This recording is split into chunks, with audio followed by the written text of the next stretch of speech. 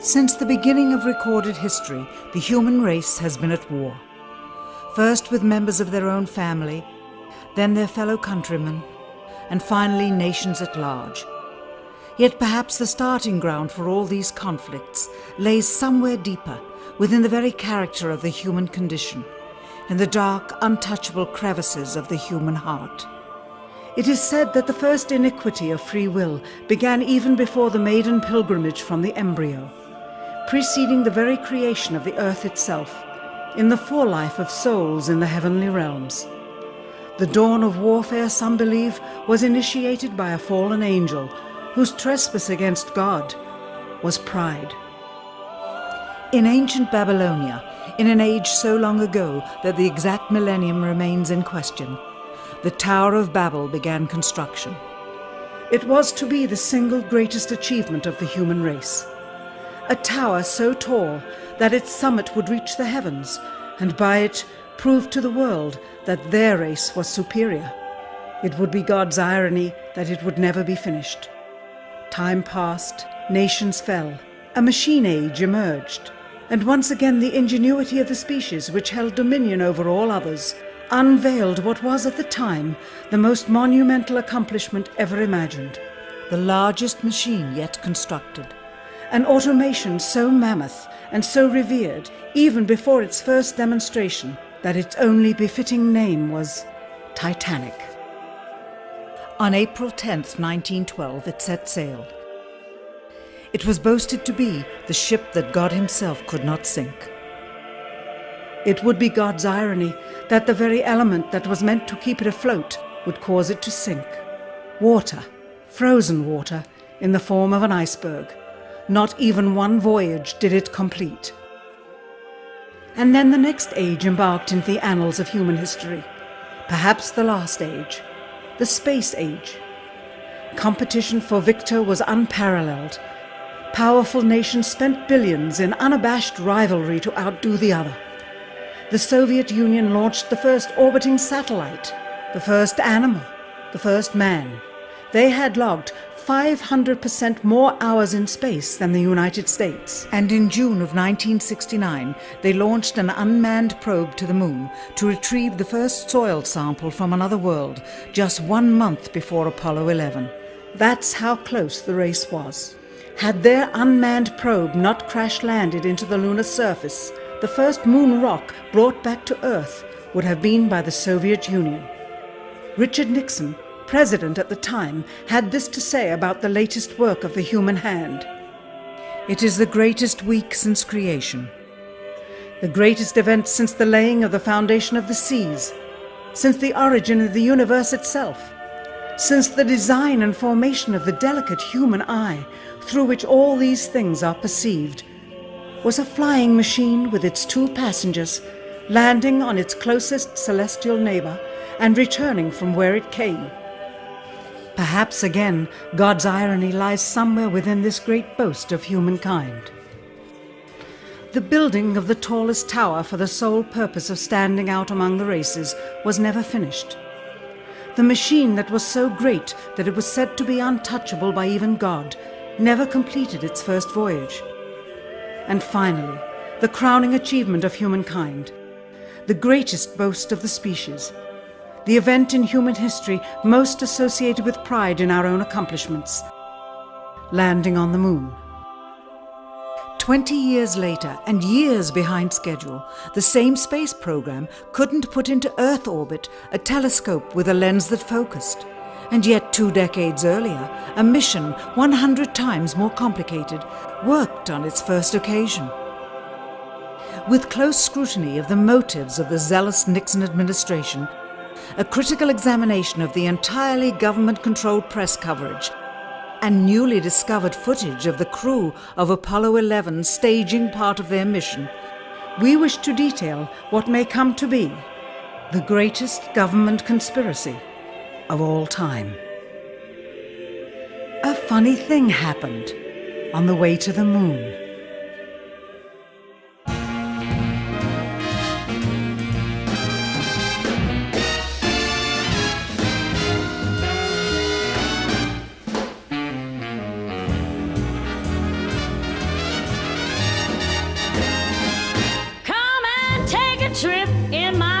ship.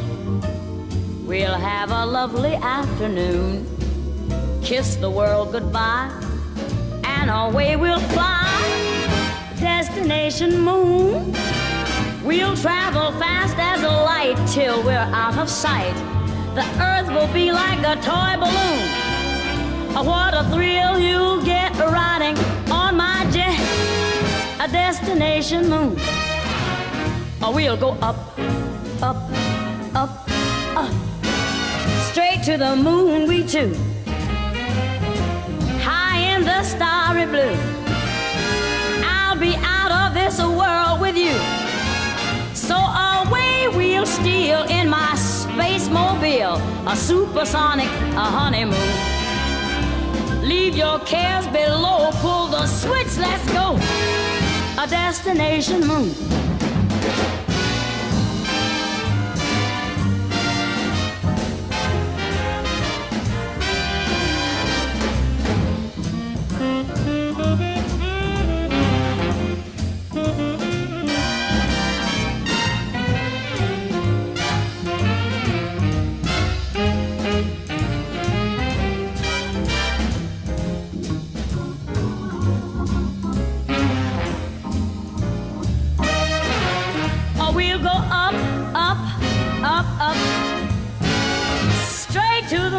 Too. We'll be high in the starry blue. I'll be out of this world with you.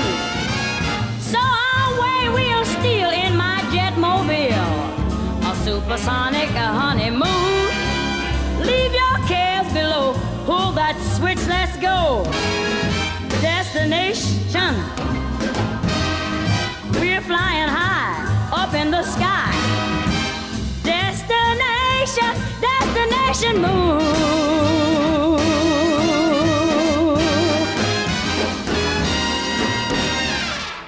Dr. von Braun, how would you say we stand in relation to the Russians, and do you think we can ever catch up?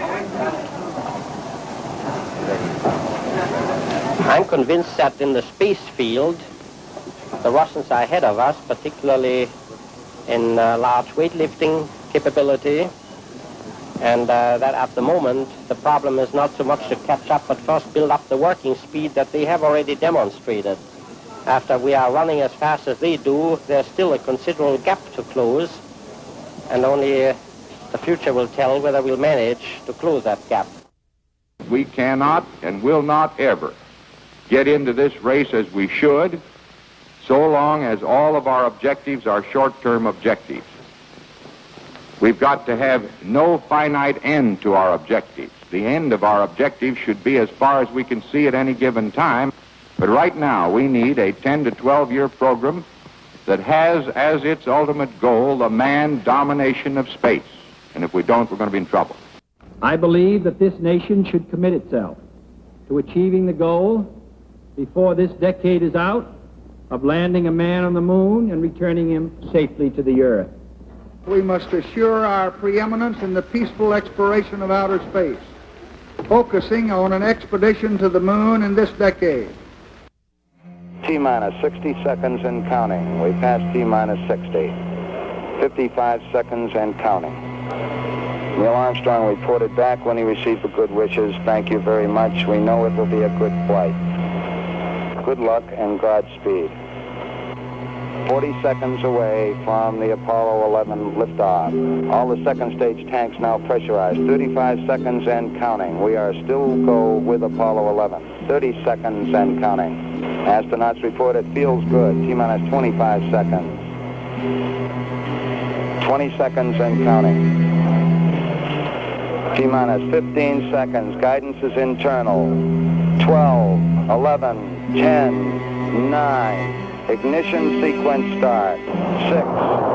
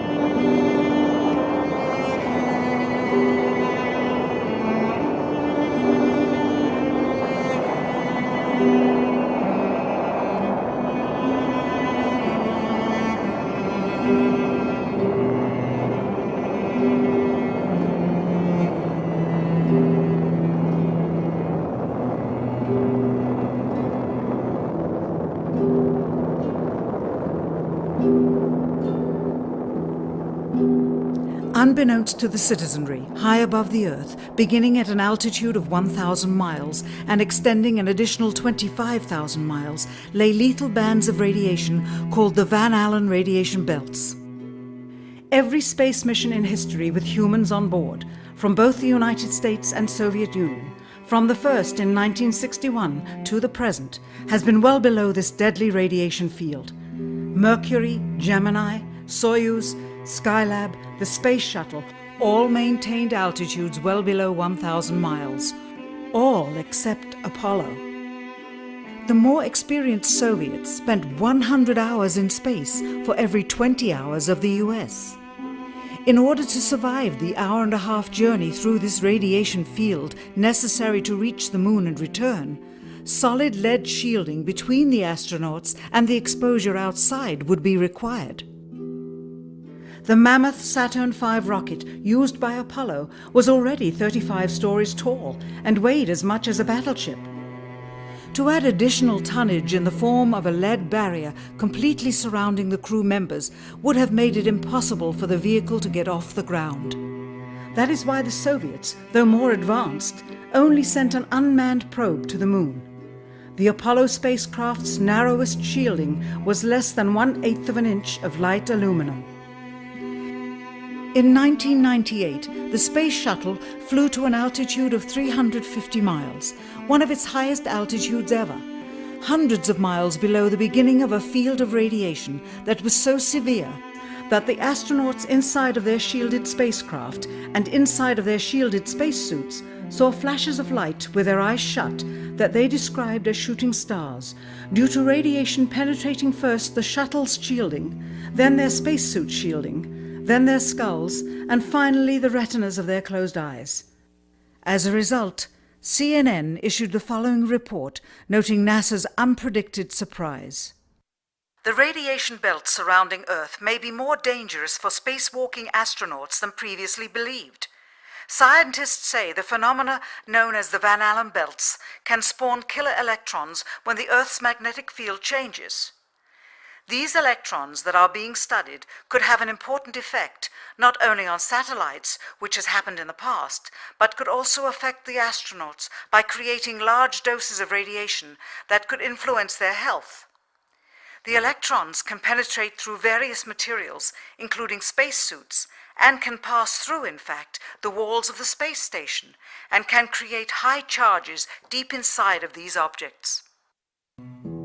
President Kennedy, a man of political, not scientific background, set the irrevocable goal of landing a man on the moon by the end of the 1960s, just days after America's first astronaut had spent a mere 16 minutes in space, not even achieving a single orbit around the Earth. We choose to go to the moon in this decade and do the other things, not because they are easy, but because they are hard. We take an additional risk by making it in full view of the world. But as shown by the feat of astronaut Shepard, this very risk enhances our stature when we are successful. The technology necessary to launch the massive Saturn V rocket and an intercontinental ballistic missile is 95% similar. When the Soviet Union launched mankind's first satellite, Sputnik, in 1957, there was grave concern that they had mastered space ahead of the United States and might use this advantage to launch a first nuclear strike from an orbit high above North America. When they also put the first animal in space, then the first man in space, then achieved the first spacewalk, the first crew of 3, and the first ever of 2 simultaneously orbiting spacecrafts, concern turned to fear and then horror as America watched their communist enemy achieve all these firsts with no hope in sight of ever catching up. President, a member of Congress said today that he was tired of seeing the United States second to Russia in the space field. I suppose he speaks for a lot of others. What is the prospect that we will catch up with Russia and perhaps surpass Russia in this field? However tired anybody may be, and no one is more tired than I am, it is a fact that it's going to take some time, and I think we have to recognize it. They secured these large boosters which have led to their being first in Sputnik and led to their first putting their man in space. We are, I hope, going to be able to carry out our efforts with due regard to the problem of the life of the man involved this year. But we are behind.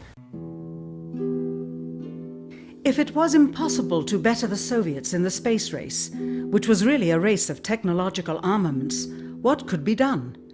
How could America offset the threat of superior weaponry? Throughout the history of rivalry and war, astute generals of lesser armies than their counterparts have used deceit and misinformation as a method to achieve victory.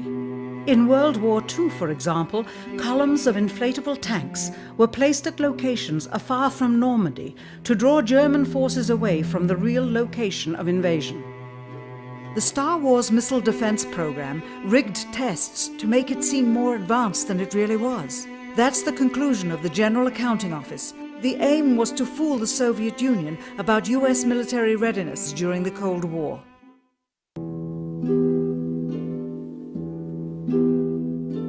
Certainly, it was not possible to fool just the Soviets about US strategic capability in the 1960s, while somehow informing 200 million Americans of the truth secretly. In order for them to believe the United States had the capability to go to the moon, everyone would have to believe it. Furthermore, the pride of a nation was at stake, and the goal of a martyr, not to mention the growing unrest domestically of a government throwing tens of thousands of lives away in a foreign war riddled with contradiction and ambiguity. In addition, the Apollo program had already spent billions of dollars. If it failed to achieve its goal with such an investment, it would indeed be a large and bitter pill for the taxpayers to swallow. The cost of the program, whose sole goal was to be the first to plant a flag on the lifeless rock just outside the Earth, if adjusted for inflation to the 21st century, was $135 billion. With a profit margin of just 7%, this would be equal to over $9 billion profit going to the privileged contractors chosen by their friends at NASA. If the machinery was in fact only achieving Earth orbit, as other earlier missions had already done, then the completion and functionality of the other components would not have been as important, and even more profit would have been made. $135 billion could feed 2 million people for their entire lives. It could also buy 2 million two-bedroom houses. Yet how could such an undertaking be kept secret, and for such a long time? To the latter, one needs only to remember that an unsolved riddle, 6 years older, the assassination of President Kennedy, still daunts the minds of the vast majority of Americans. As a parent of a conspiracy, as his assassin being assassinated himself, the truth of the matter has still escaped history. In keeping a secret of the magnitude of the Apollo missions being fraudulently created, one turns to the Manhattan Project for comparison. Surreptitiously building the first nuclear bomb during the early to mid-1940s involved 129,500 people over a 3-year period. Yet the secret did not get out. A quarter century later, the art and technology of espionage inevitably improved, narrowing dramatically the number of players in the know of a large clandestine operation. Just 1 year before the first mission to the moon, NASA launched the Tetra satellite, specifically designed to simulate flight data coming from the moon, so that the ground crews could rehearse the landing, much as the astronauts did in their own simulations. Had it not supposedly fallen back to Earth, all that would have been needed during the actual flight would be a repeat of one of these computer programs, with a few original variations, transmitted to the satellite for rebroadcast to Houston. Scores of computers and their deceived operators on the ground would then receive prearranged information, including the alleged location, altitude, and fuel consumption of the spacecraft, as if it were descending to the moon's surface. If the Soviets tried to find the actual location of an Apollo crew in the hundreds of thousands of miles surrounding the Earth and the moon, it would be tantamount to trying to find a rowboat in the Atlantic Ocean. The fact that the Apollo program was so departmentalized, with various construction and test sites around the country, meant that only a few people saw the whole picture. And for the first time ever, there was no independent press coverage of such an historical event. Whatever pictures and sound were distributed to the public were strictly controlled and previewed by the federal government. They were then disseminated unchecked until this hour. For who would realize that the unthinkable was not only possible, but absolutely true?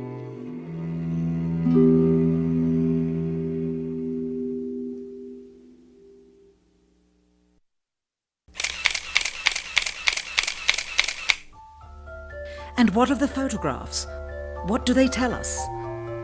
On 3 separate occasions, our office asked NASA's Public Relations Department for every single picture of an astronaut on the surface of the Moon, just during the maiden voyage of Apollo 11. Many duplicates were sent. In all, fewer than 20 pictures were found, including first-hand investigation on site at the agency's vaulted archives. Quite surprising, considering the historical significance of the event. These very photographs are the same ones circulated year after year on anniversary commemorations. It is estimated that in just the first 60 minutes on the Moon, motivated by the tenuous nature of the circumstances, many more exposures could have been expediently taken. Also surprising is the scarcity of photographs of the mission's chief pioneer, Neil Armstrong. The greatest achievement in human history, and of the man whose first step echoed around the world, dawning a new age of scientific enlightenment, there is only one full-body picture of him on the Moon, besides this ghostly reflection. This one, taken by an automatic camera mounted on the side of the lunar module. Perhaps he feared liability should the whole conundrum later become unraveled. Perhaps he has forgotten that he attested to the authenticity of the event with his signature on this plaque engraved by the federal government. In fact, in the more than 30 years since the event, aside from NASA's initial press conference and the occasional brief anniversary remarks where few questions were permitted, he has never given one on-camera interview to anyone, ever. From an analytical standpoint, photographic anomalies have to be sought out with an understanding of lighting and shadows. The most straightforward is simple. When objects are lit solely by the sun, as all the scenes on the Moon were said to be, after all, lighting equipment was not only impractical, it was unnecessary in bright sunlight, then all shadows, regardless of the landscape, will run parallel with one another and never intersect, as shown by this example. In these seldom-seen photographs, obtained from a rarely used auxiliary NASA archival site, it is clear that these scenes were lit with artificial light. These shadows, which are cast at different angles, are evidence that a second light source is being used. In addition, the sun would not cause an isolated hotspot like this, only an artificial light would. Again, intersecting shadows and another hotspot. And again. And again. It is simply impossible for this picture to have been taken with sunlight on the Moon. Here, the shadows are shown to be as black as pitch. And yet here, completely in a shadow, the astronaut is lit up like a Christmas tree. How can this be? Or this, on the shadow side of the lunar module. In this magnification of an Apollo photograph, a rock, very likely a papier-mâché prop because of the crease here, is categorized with the letter C. In later releases of the same picture, the letter is gone, probably airbrushed out. Here, a crosshair, which was burned directly into the image from the film plate, and thus should always appear on top of the objects in the photograph, appears behind the object in this scene, clearly revealing a composite of two pictures into one. Someone apparently forgot to create a burn crater underneath the lunar module's 10,000-pound thrust engine, despite the fact that during ground tests there was a real concern for the vehicle falling into the hole the engine created as it descended. Here is a depiction based on the latest specifications and scientific data. In these enlargements, it looks as though the lunar module was simply placed there. Not even one speck of moon dust on the landing pod. As a result, all subsequent flights had to have the same discrepancy, which was explained away by the effect of no atmosphere. And what about stars?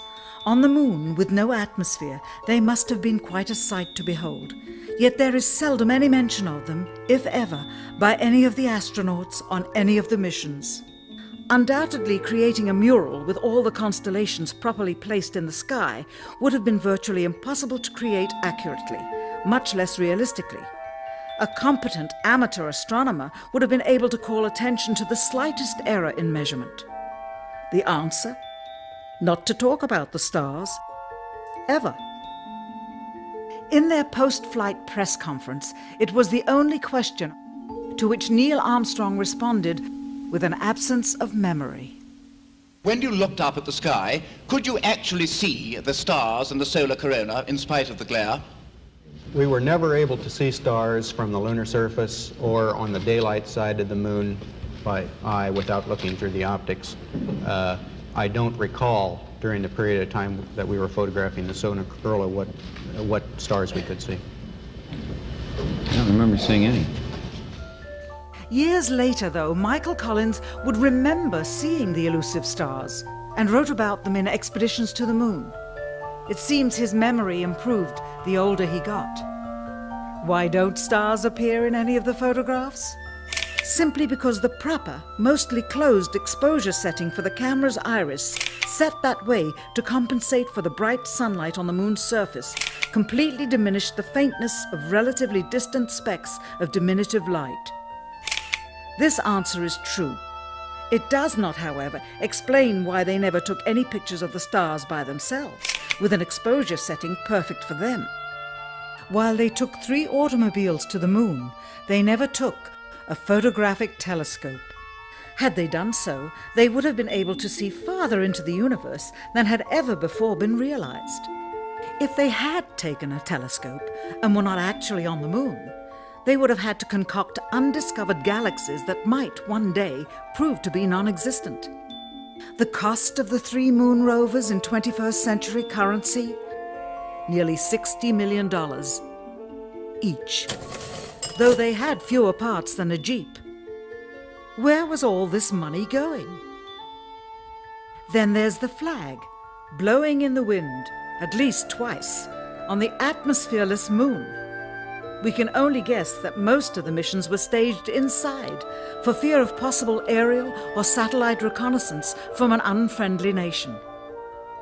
The backpacks, designed for 1/6 gravity, must have had the cooling systems removed to allow for movement without falling over. With very near and hot studio lighting, that left one hot astronaut inside. Assuming that it was the astronauts inside, after all, their faces were always covered. The necessary mammoth amounts of air conditioning were probably responsible for the air current. Here the editor cuts to a still shot of the flag, just as the effect becomes noticeable. Here it is unchecked. This rare clip, attained decades ago, was never re-released with the inevitable increase in experience and scrutiny. To demonstrate 1/6 gravity, a bouncy, floaty feel to the astronauts' movements would be similarly achieved with relative simplicity. Slow motion. You are viewing the scenes as they aired more than 30 years ago. Now let's look at them with the speed doubled. It becomes discernible that they are, in fact, in Earth's gravity, and are no more leaving the ground than they would on Earth. It is clear from these rarely seen color television pictures that the crew of Apollo 11 brought a high-resolution color video camera with them on their mission, yet the only pictures broadcast live from the moon's surface were these from a low-definition black and white camera. In fact, the networks complained because in addition to this, they were forced to shoot the images, second generation, off of a projection TV of the technology of 30 years ago, and were not even allowed to take a direct feed, which further degraded the quality and clarity of the images. Perhaps this was precisely what NASA and the federal government had in mind. After all, it was a first, regardless of where they were. Better to open up their debut mission with fuzzy pictures and numerous blackouts, rather than show too much revealing detail of a false scene that was yet unproven. And finally, the element that seals their fate. Of all the footage of Apollo 11 requested from NASA over a 5-year period, one gem was discovered just before the completion of this documentary. An old reel received by mistake. It contains the raw or unedited footage of the crew of Apollo 11, Michael Collins, Edwin Aldrin Jr. and Neil Armstrong, staging part of their mission for nearly an hour in living color, with exceptionally clear behind-the-scenes audio of conversations discussing the techniques used to achieve a disingenuous picture depicting the Earth at a distance, in order to falsely demonstrate their far journey from it and their ability to survive passing through the Van Allen radiation belts.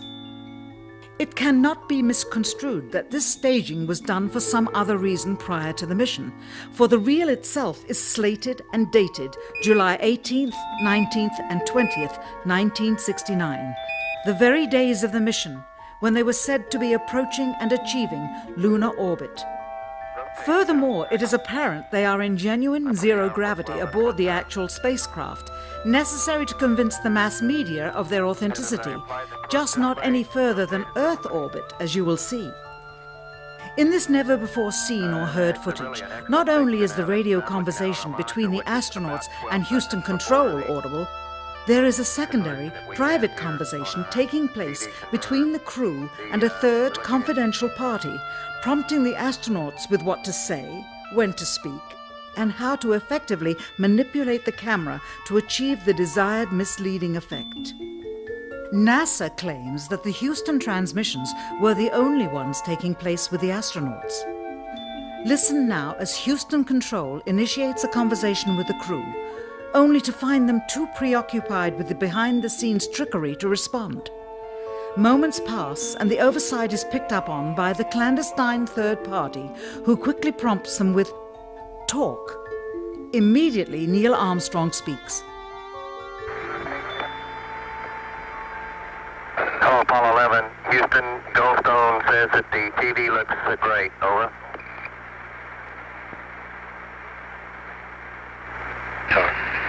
Okay, Roger. We're mapping in on Earth. Again, the illusion they are attempting to create is the Earth at a distance to demonstrate their far journey from it and their ability to survive passing through the Van Allen radiation belts. Understand, too, that only about 20 seconds of this raw footage was ever broadcast to the public, and these conversations discussing their deception were believed to be private. Until now. Here they discuss that these television transmissions were in fact not broadcast live as everyone believed. They were first screened and edited for playback later. Roger, Neil. We just wanted a narrative such that we can, when we get to playback, we can sort of correlate what we were seeing. Thank you very much. Here they discuss the fact that they have turned out the lights and have blocked out sunlight from entering the spacecraft through the other windows, as to not cause any reflected light to fall onto the spacecraft's wall in the foreground. Okay, very good. Well, we shut out the sun coming in some of the other windows into the spacecraft, so it's looking through the number one window, and there isn't any reflected light. The reason this was done is so that the truth of the matter would not be revealed. It is this. Though the federal government would have you believe that this is a view of Earth from a distance out of the spacecraft's window as it nears the moon, it is not. What they have ingeniously done is placed the camera at the back of the spacecraft and centered the lens on a circular window in the foreground, outside of which it is completely filled with the Earth in low orbit. The circumference of the window then appears to be the diameter of the Earth at a distance, with the darkened walls of the spacecraft appearing to be the blackness of space around it. That is why they wanted the interior dark and blocked out the sun from entering through the other windows. Here you can see the extruded window, probably 2 inches thick at the bottom. This is because the Earth's shine is coming in at a downward angle. It also causes the Earth to appear to be an irregularly shaped circle, for you are seeing the outside of the window at the bottom and the inside of the window at the top, which together form 2 different sized halves of a circle. Subsequently, this take was never used. As they perfected the shot, a crescent-shaped piece of black material was inset slightly into the window to create the illusion of the Earth's terminator line dividing night and day. It is uncannily convincing. During this segment, intended to be edited and played back later for the worldwide television audience, dated July 18, 1969, Neil Armstrong condemns himself as he states that he is 130,000 miles out, or halfway to the moon, as the NASA flight log also states on this date, when he is in reality in low Earth orbit of a few hundred miles. Roger, Houston, Apollo 11. Calling in from about 130,000 miles out. Here, during another segment, also intended to air after review, Neil Armstrong falsely explains to the viewers how the shot is attained by putting the camera's lens to the window's glass, as it would have to be if they were the claimed distance away from the Earth.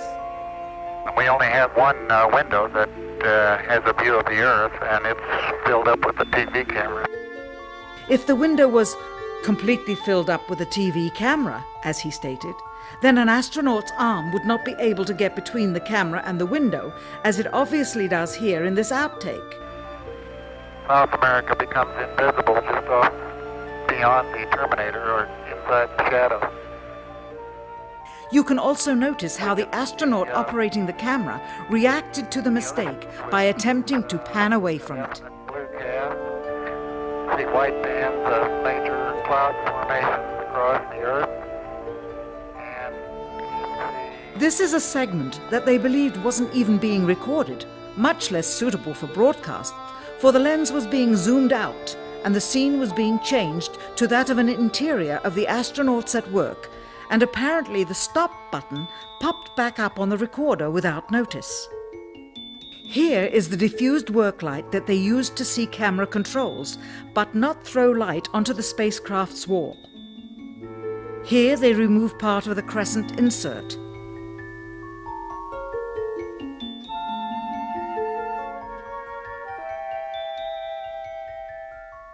Finally, the iris is opened up and you can see the real location of the camera and the very bright and near Earth out the window.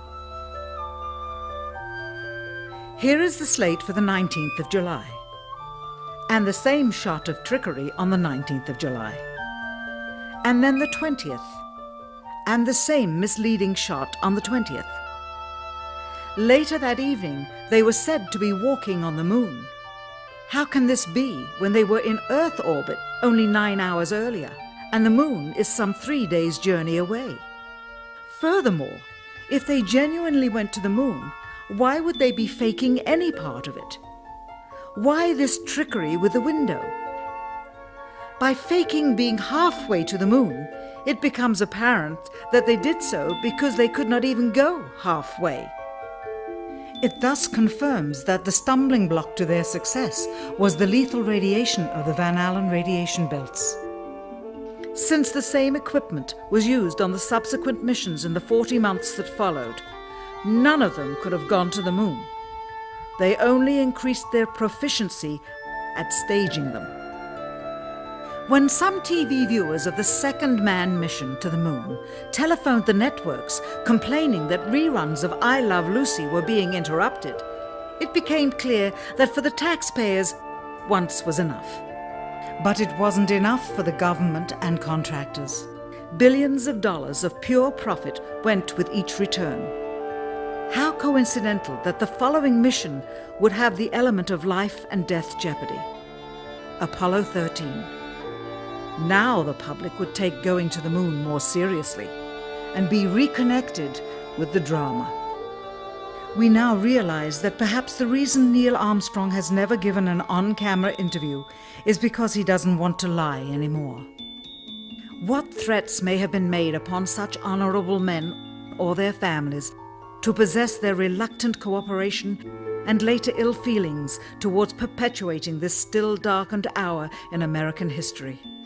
NASA's highest-ranking official, James Webb, resigned without explanation just days before the first Apollo mission.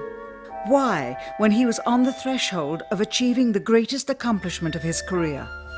All 3 Apollo 11 astronauts also resigned shortly after their return.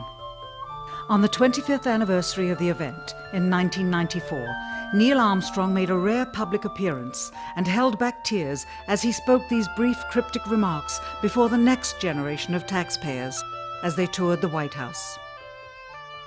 Today we have with us a group of students among America's best. To you, we say, we have only completed a beginning. We leave you much that is undone. There are great ideas undiscovered, breakthroughs available to those who can remove one of truth's protective layers. He is that layer. Perhaps someday soon, with the uncovering of this footage and its meaning, the true patriots of America will rise up or come forward and free the citizens and themselves from the sin that so easily entangles and from a federal government that needs to have the gangrene cut off. Even if the government's destruction would come from the truth, then it is not worthy to stand, and its betterment would inevitably follow. All of us are mortal. All of us will die. Perhaps the seeking of a clear conscience before that hour will motivate the truth into the light. Perhaps as citizens we should offer amnesty for this and other crimes of history, for facts from those involved before the truth perishes with them. Why must we wait until the year 2017 to open the Kennedy assassination files? Perhaps they will not even be opened then, for the law that reluctantly stipulates their release says so with this clause, quote, with the exception of documents certified for continued postponement by the President. Whoever believes the citizens to be too immature for the truth are too immature for power. The truth will always set us free.